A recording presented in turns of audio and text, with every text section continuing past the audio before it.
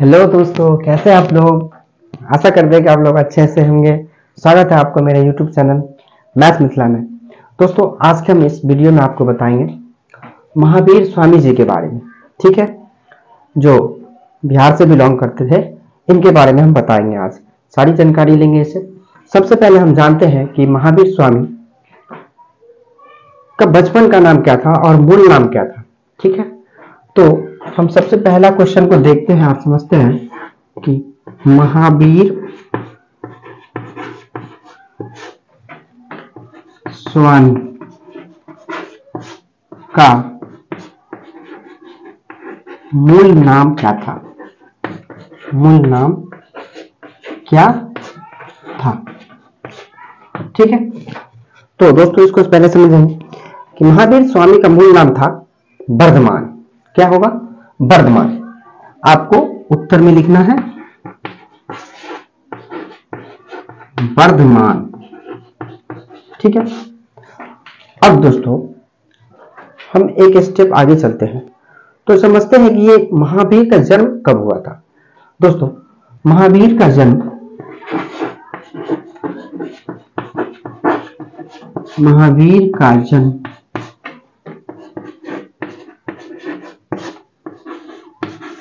कब और कहां हुआ था। कहां हुआ था, ये प्रश्न आपका दूसरी है कि महावीर का जन्म कब और कहां हुआ था। तो दोस्तों हम आए चलते देखते हैं महावीर का जन्म और कब, कहां और कहां हुआ था। ठीक है दोस्तों, महावीर का जन्म 540 ईसा पूर्व। कितना ईसा पूर्व? जन्म 540 ईसा पूर्व। स्थान था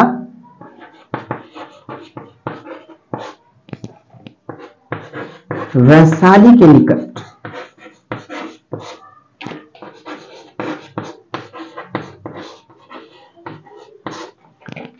कुंदग्राम।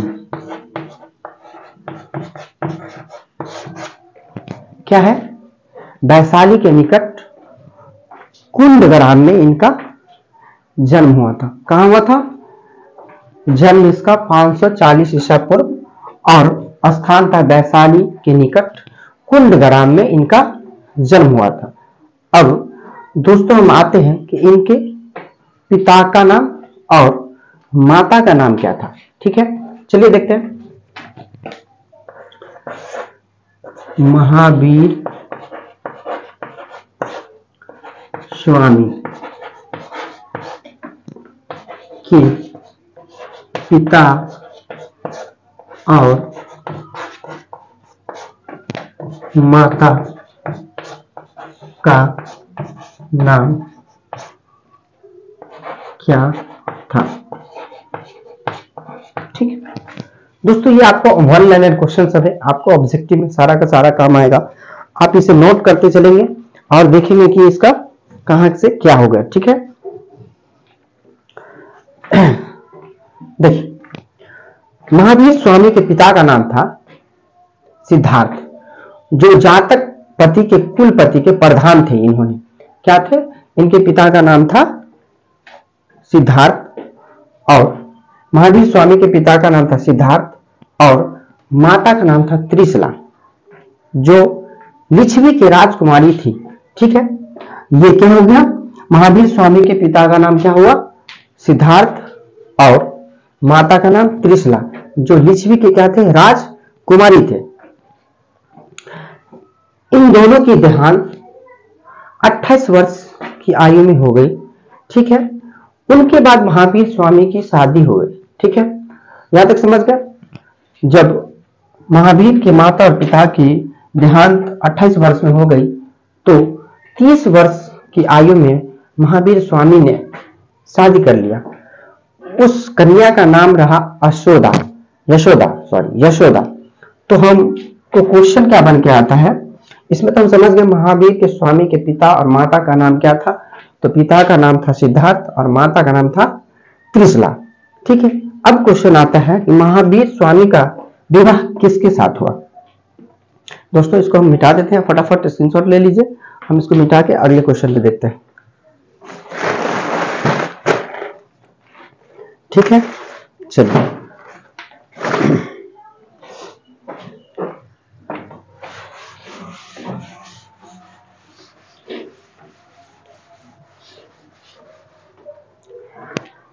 चौथा क्वेश्चन है आपका कि महावीर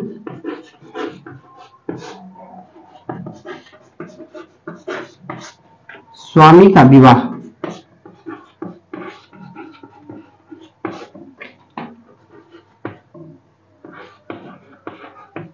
किसके साथ हुआ था?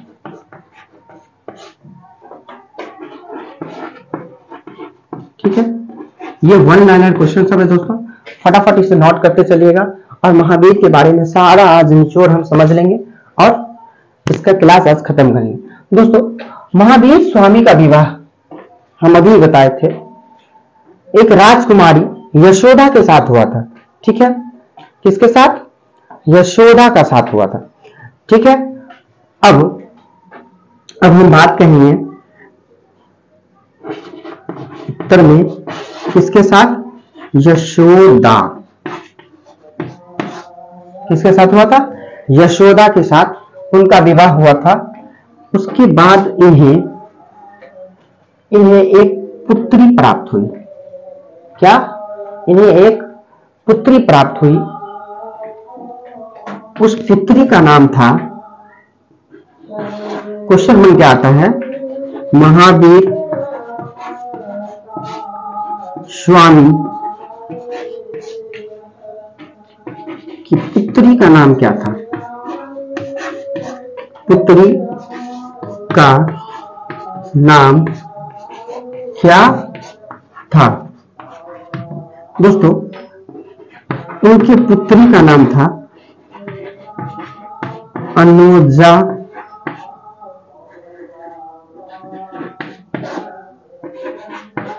प्रियदर्शनी। ठीक है, उनकी पुत्री का क्या नाम था? अनुजा प्रियदर्शनी। अब क्या हुआ दोस्तों, जब महावीर स्वामी का विवाह यशोदा नाम के राजकुमारी से कर दिया गया तो उन्हें एक पुत्री की प्राप्ति हुई और उस पुत्री प्राप्ति के बाद महावीर स्वामी ने गृह त्याग कर लिया 30 वर्ष की आयु में। गृह त्याग करने के बाद महावीर स्वामी 1 वर्षों से अधिक एक ही वस्त्र पहनने लगे। एक ही वस्त्र पहनने गए 1 वर्षों से अधिक तक। उसके बाद उन्होंने नग्न रहना तय कर लिया।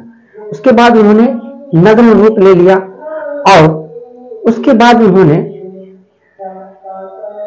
12 वर्षों तक कठिन तपस्या, 12 वर्षों तक उन्होंने कठिन तपस्या के बाद उन्हें संपूर्ण ज्ञान की प्राप्ति हुई। अब हम दोस्तों शुरू वाली क्वेश्चन में ये बताए थे आपको कि महावीर स्वामी का मूल नाम था वर्धमान। ये तो स्वामी का बाद में नाम पड़ गया महावीर स्वामी, लेकिन इनका मूल नाम था वर्धमान।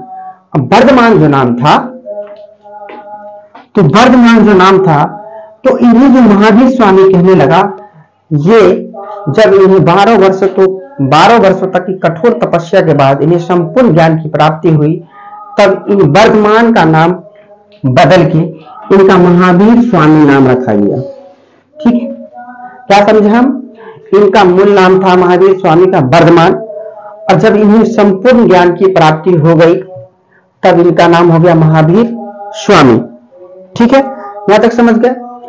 अब दोस्तों अगला क्वेश्चन आता है कि महावीर की मृत्यु कब और कहां हुई। ठीक है, चलिए देखते क्वेश्चन आगे। महावीर की मृत्यु कब और कहां हुई।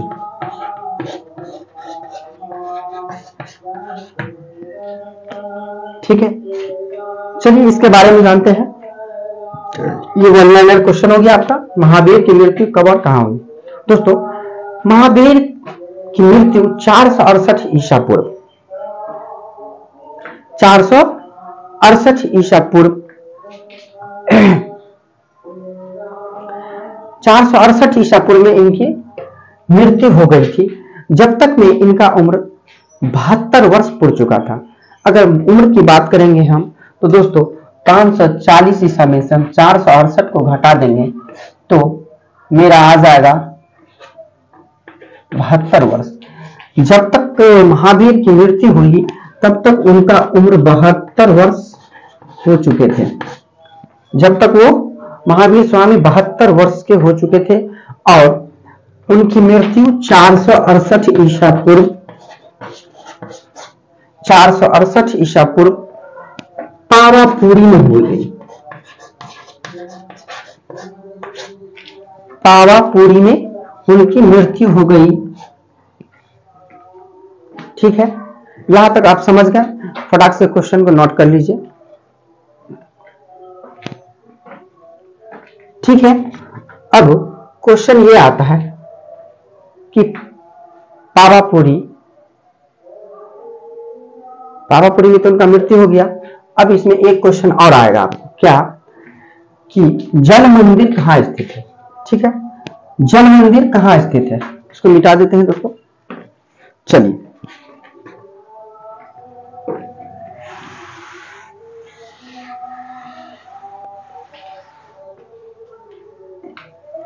सातवां क्वेश्चन हो जाएगा, जल मंदिर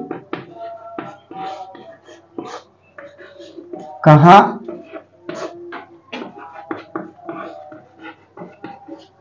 स्थित है। ठीक, इसका उत्तर हो जाएगा पावापुरी में। ठीक है, कहां स्थित हुआ, पावापुरी में। ठीक है, अब हम समझ गए महावीर की मृत्यु 468 ईसा पूर्व, यानी उनका जन्म 540 ईसा पूर्व में हुआ था और 468 ईसा पूर्व में तब तक की उनकी उम्र 72 वर्ष हो चुके थे और उनके बाद उनकी मृत्यु हो गई। दोस्तों अब आगे की क्वेश्चन ये आता है कि महात्मा गांधी ने अपने जीवन की यात्रा में 3 मार्ग को अपनाए थे। महावीर स्वामी ने अपने जीवन की यात्रा में 3 मार्ग को अपनाए थे। वो मार्ग था, पहला